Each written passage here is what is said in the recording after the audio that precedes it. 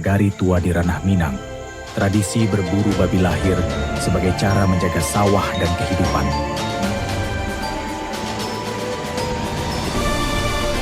Ketika sawah mulai rusak, para tetua dan nenek mamak berkumpul di surau. Disinilah keputusan besar lahir. Kurang awak tidak bisa model itu. Seekor babi hutan bisa menghabiskan hasil panen dalam semalam. Bagi petani Minang, ini bukan sekadar hama, ini ancaman terhadap kehidupan. Babi masuk sawah! Jawab! Ayah! Berbekal keberanian dan ikatan batin dengan anjing pemburu, mereka memasuki rimba Minangkabau. Inyo keturun malam kini.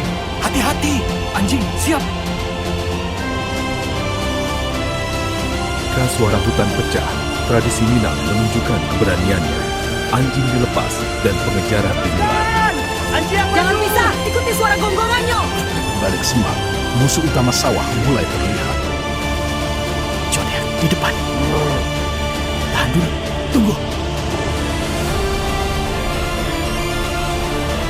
Ketegangan memuncak. 1 detik terasa selamanya, hingga insting pemburu mengambil alih logika. Sikat!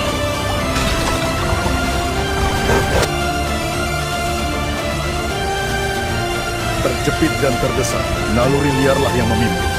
Babi hutan tidak menyerah begitu saja. Dia mencari celah terakhir untuk melarikan diri.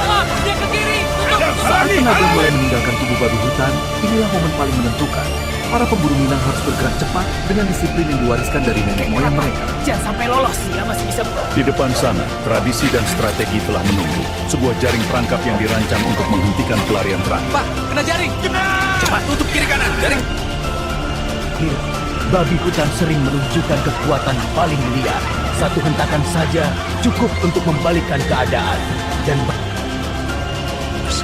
when the boar burns its last reserves, the Minang hunters rely on trust, instinct, and a courage passed down through Tahan generations. dulu! Jangan biarkan dia putar arah! Anjing yang jago! Dalam tarikan terakhirnya, babi hutan itu mencoba mematahkan jaring yang menahan kebebasannya.